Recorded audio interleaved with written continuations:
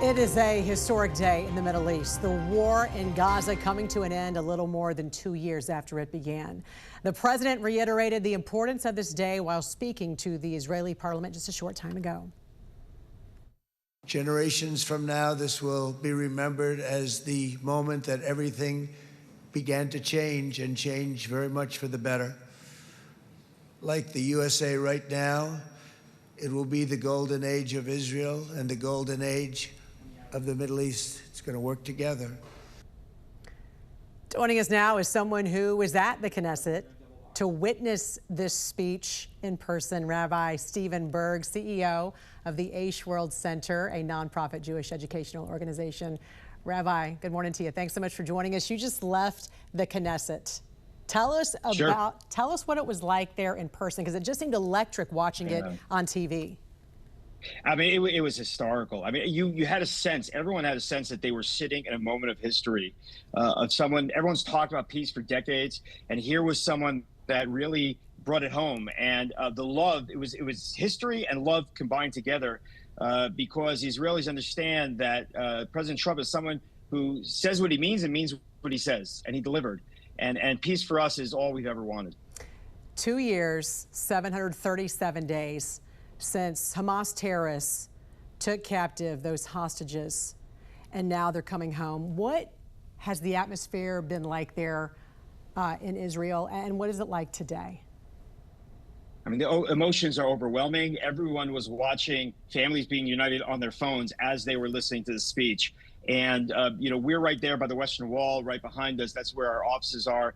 I mean, it was jam-packed last night, throughout the night. I mean, you're talking about tens of thousands of people coming there, praying, thanking. This has been a 2-year nightmare, which is finally over. And, you know, we're ready to move on. And thankfully, the United States is the greatest country in the world. And I think everyone should know that, because only the United States could have stepped in and done what has been done. And I think only President Trump could have done it. And I think the Israeli people understand that. And so we're thankful to God, because we know this was, he played a big part here. We're also thankful to him for sending us the United States of America and President Trump. I got to tell you, it's really remarkable to even be live with you right now and to see the background there behind you, because you don't hear the sirens, you don't hear gunfire. I mean, just talk about that. It just seems so peaceful there behind you. This is a place of prayer. And as I mentioned to many people, from 1948 to 1967, if I was a Jew standing where I'm standing, I would have been killed. Since 1967, when Israel took over the old city of Jerusalem, all three religions have been able to flourish. So I have good relationships with the Christians and the Muslims that are here in the old city, and the Jews. And we want to go back to a place of prayer, because that's biblically what it was designated as. And you're exactly right. We're not hearing the shells in the distance, and we're not hearing the gunfire. And this is what we want to live in peace. And therefore, everyone has to step up, and the education of young people has to be that peace is something to seek out, not the killing of Jews. What did you think about the terms of this peace deal? Because as we know, 2,000 Palestinian prisoners, detainees were also released as a result of this. Painful beyond belief. I don't think anyone around the world understands how painful this was for Jews and Israelis to have murderers go free. It's literally as if you're letting serial killers out as part of a deal. These are terrorists, and it's very, very painful. But for us, these 20 young men coming back alive, I can't even give the value upon that. So we know that we have to sacrifice for peace. We're not thrilled. But, you know, the truth is, when you make peace, neither side is thrilled. And I think we understand that. And I hope the other side understands that. And we need to move on. But frankly, no one in Israel actually expects the other side to move on, because we understand that now they're going to try to bring Israel to criminal court. They're going to try to push this as far as they can, instead of trying to make peace practically, like the American administration has done. So our hearts are a little bit broken. But as I tell everyone, there's nothing stronger than the broken heart of a Jew. Our hearts have been broken, but our hearts are much stronger now, and we're going to continue to pursue peace.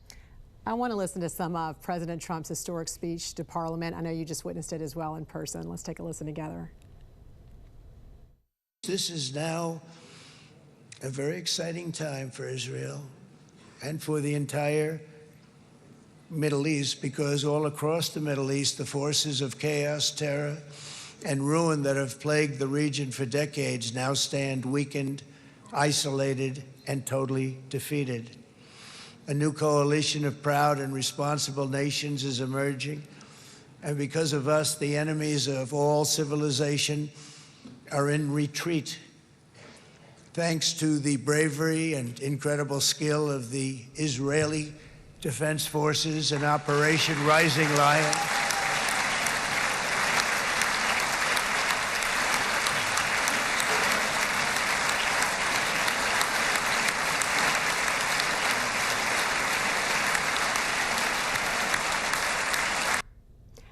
I wanted to play this because I wanted you to talk a little bit about the IDF, the Israeli Defense Forces, and just how amazing they are for your country and how they've defended you guys so well.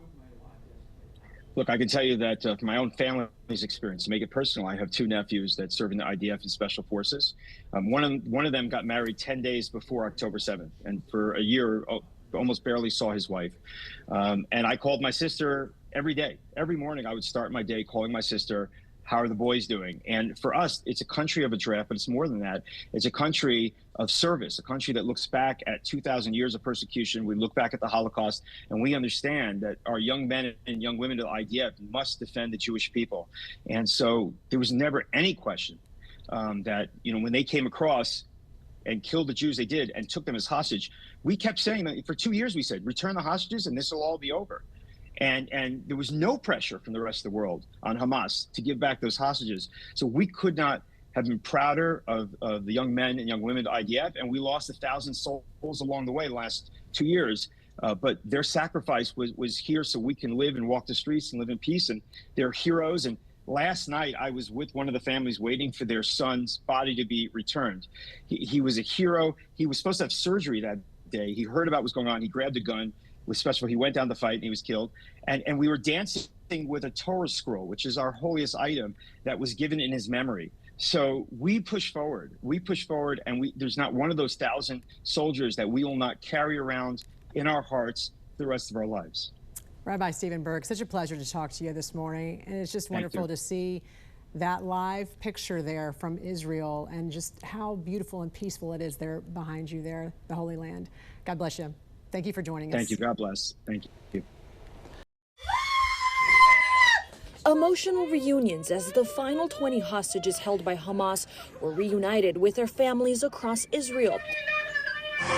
People cheered in Tel Aviv celebrating this milestone moment.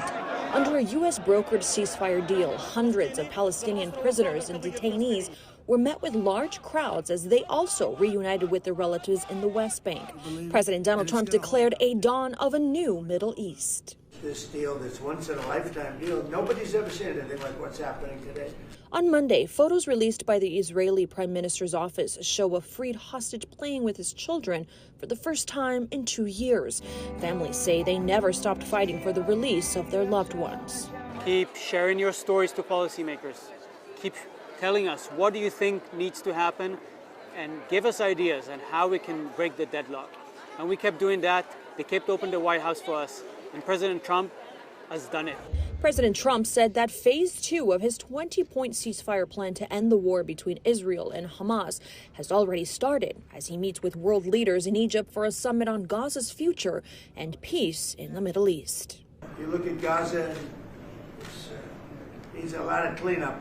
This is clearly, in my mind, I think in the mind of everyone in this room, probably one of the most important days for world peace in 50 years. I'm Maribel Gonzalez reporting. How did you get out, and how did Keith get out? I got it out on a deal that all the women and the children, after 51 days, Keith stayed there for 1 year and 4 months, and he came out on a deal. And he's American. He's American. And he was just, you told me, in Washington meeting with President Trump? Yes. He didn't meet President Trump, he spoke to him.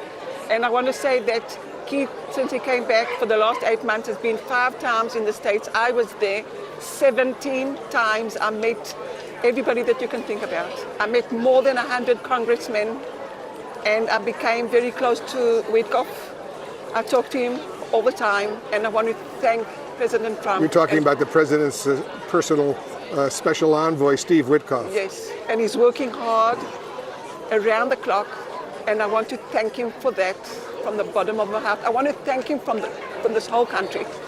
We need to smile. We've been waiting for it for too long. It's been so sad, just so sad.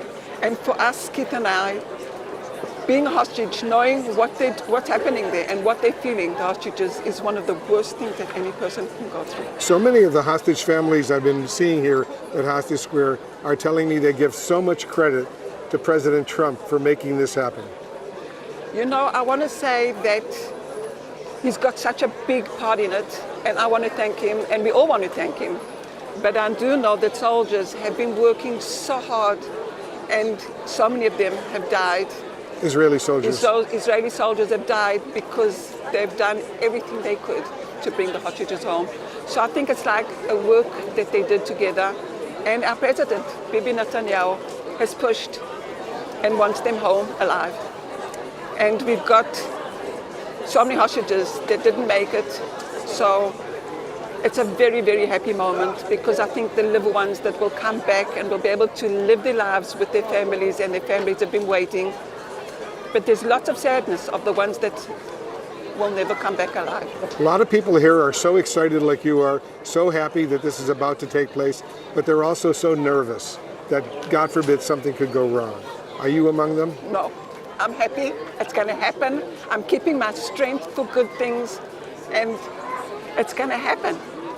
It can't not happen. It just can't not happen. It's going to happen. I believe that. From the minute I heard that the deal is coming true, I believed it. And I've been around people that have asking me, are you sure about it? And what happens if it doesn't happen? I'm sure about it. It's going to happen. I'm with you. I hope you get to hug all those hostages who are coming back very, very soon. Can I give you a hug? Please. Okay. Thank you. Thank you. I'm Matt Gelke in Washington, where the details of Phase 1 of a potentially historic peace deal between Israel and Hamas are starting to emerge.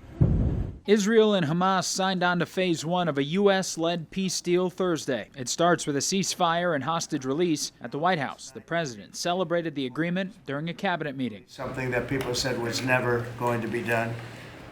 We ended the war in Gaza and really, on a much bigger basis, created peace. And I think it's going to be a lasting peace, hopefully an everlasting peace. Peace in the Middle East. A full ceasefire in Gaza is set to go into effect within 24 hours of Israel formally ratifying it. That includes a partial withdrawal of Israeli forces and then a 72-hour countdown for Hamas to release hostages. There's believed to be about 20 remaining living hostages and the remains of 25 others. We are getting the hostages back on Tuesday, Monday or Tuesday. And that'll be a day of joy. I'm going to try and make a trip over. The deal represents a breakthrough in a 2-year war that started with the deadliest massacre of Jewish people since the Holocaust. Gaza's health ministry has said nearly 70,000 Palestinians have since died, with the country in a humanitarian crisis. There were celebrations in Israel and Gaza when reports of a deal first emerged. The concern with any agreement is whether or not it holds. The hostage release is only described as Phase 1. The peace deal proposed by the Trump administration is a 20-point plan that includes rebuilding Gaza without Hamas. The timeline of how future phases would play out is still unclear. There will be disarming, there will be pullbacks, there will be a lot of things that are happening. You know, I gave you a whole list of 22 different things that will take place. And I think it'll take place, and I think you're going to end up with peace in the Middle East. But we have to get our hostages back. And we weren't going to do it at the end, we're going to do it at the beginning. President Trump says he's been asked to address the Knesset, Israel's parliament, and that speech could take place as early as this weekend. Reporting in Washington, I'm Matt Gelke.